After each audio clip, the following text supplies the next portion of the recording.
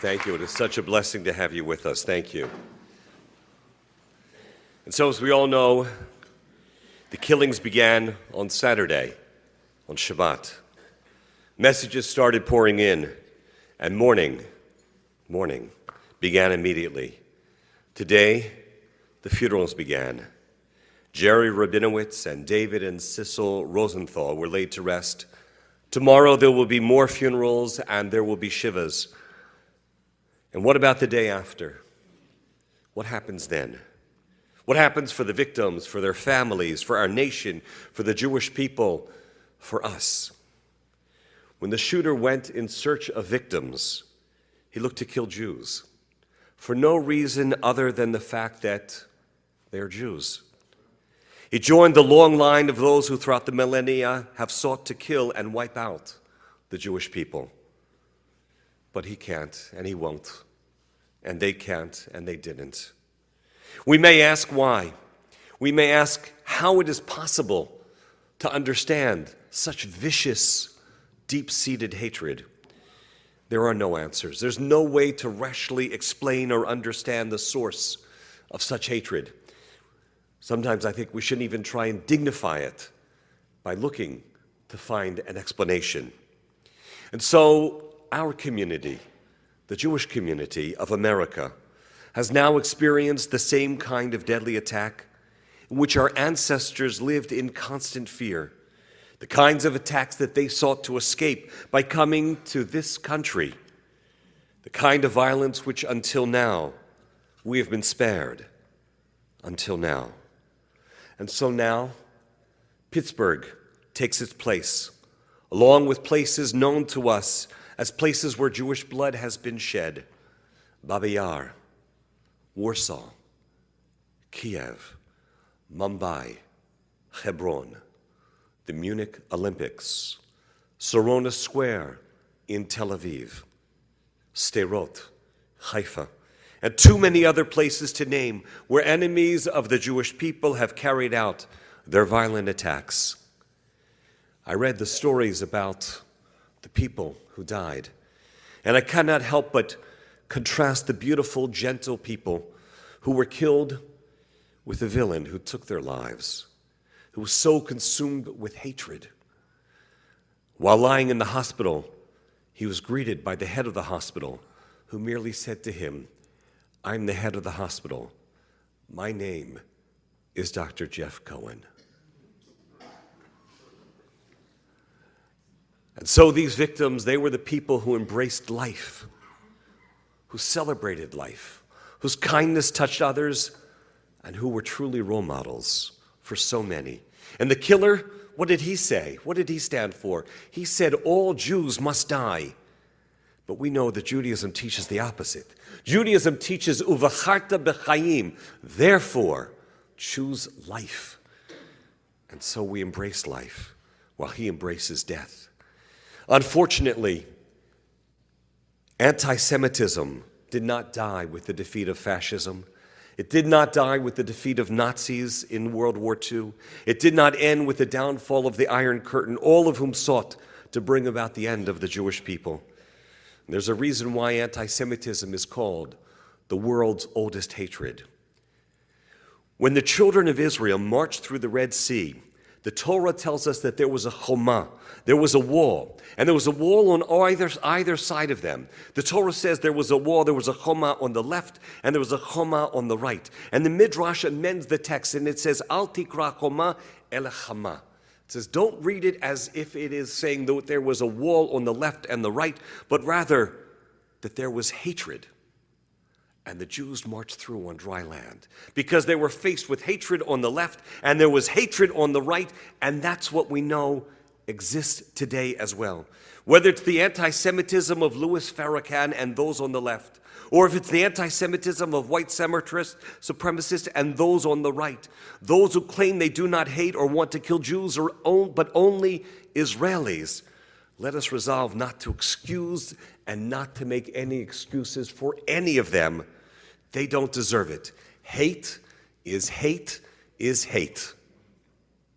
And we also know love is love is love. And so the question people need to ask themselves, that we each need to ask ourselves, is which side are we on? Well, it's clear, those of us who are here tonight, we know where we stand. The question is, do you choose to align yourself with the haters or with the gentle people who were killed, with those who celebrate and embrace life? It's a question we must each ask ourselves, which our society must ask itself, and which we must demand that our leaders ask of themselves as well. Do we contribute to healing and hope, or do we foment fear, divisiveness, and hatred of the other? Are we among those who unite or among those who divide? Do our actions reflect tolerance of our differences and embracing our diversity and our plurality, or do our words and actions pit us against each other? We know where we need to stand. The very Torah portion that was read in the synagogue on the day of the shooting tells about the very first Jew, Avraham Avinu, Abraham. And our sages tell us what was so special about Abraham, what was the distinguishing characteristic for which he and all of his offspring are known, is that he was an ish chesed. Abraham is a person of mercy. Mercy. We read that his offspring shall be a blessing unto the world, that through them, through us, the world will be blessed because we're a source of light, or lagoyim, a light unto the nations in the way in which we live our lives. And so we're here tonight, just as people around the world have come out in droves in so many different places, and a number of synagogues throughout our community and throughout the country tonight are holding similar vigils, because we need to be together and we need to express what we all feel, and that is that tonight we light yahrzeit lights.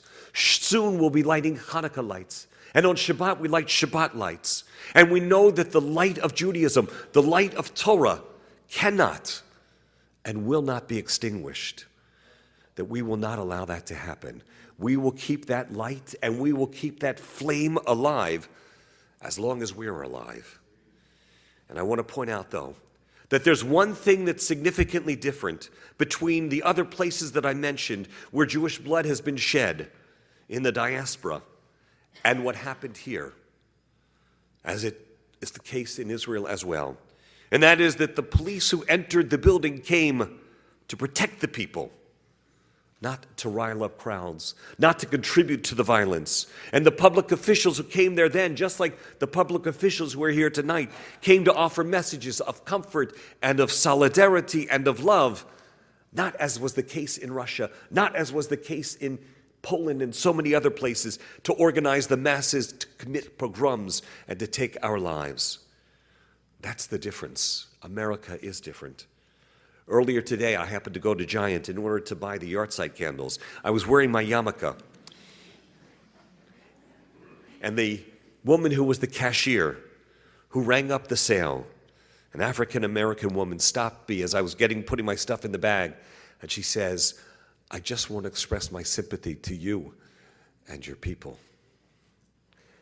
And then the man in the line right behind her, somebody who I might have mistaken almost to be a redneck, happened to say to me, truly, here in Potomac, who would have thought? But he then also, hearing what this woman said, "I also want to convey and express to you my condolences for what happened to your people." And so we will always remember, we will always appreciate, and we will never forget those who stand with us and those who join us as people of mercy and of love and of kindness.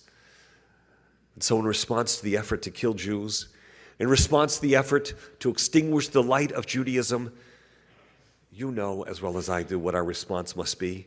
It must be not to give in to the anti-Semites, not to give the anti-Semites who throughout history have not been victorious the very victory that they seek and that they so desperately want.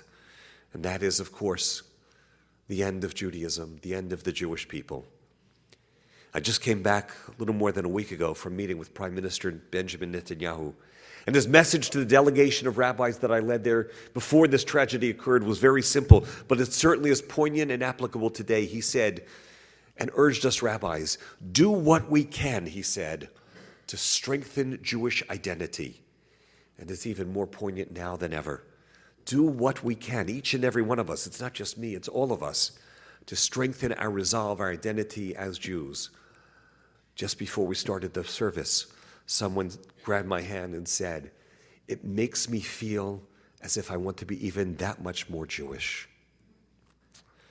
And so when the killer and the shooter wanted to kill Jews, he knew where to go. He went to a synagogue. And he knew when to go, on Shabbat. How about us? Do we know that as well? It's clear what our response has to be. We must fill our synagogues. We must fill our sanctuaries tonight and on Shabbat, and the Shabbat after this one, and the one after that one, and after that one, in order to strengthen our resolve, our presence, so that the light of Judaism never, never dies out, as long as we have something to say and do about it. Am Yisrael Chai, the people of Israel lives. Od Avinu Chai, still the faith of our ancestor lives. It lives on in each and every one of us. It lives on in our community. It lives on in our spirit. Please join me in saying, Am Yisrael Chai, Am Yisrael Chai, the people of Israel lives. The people of Israel will continue to live. Amen.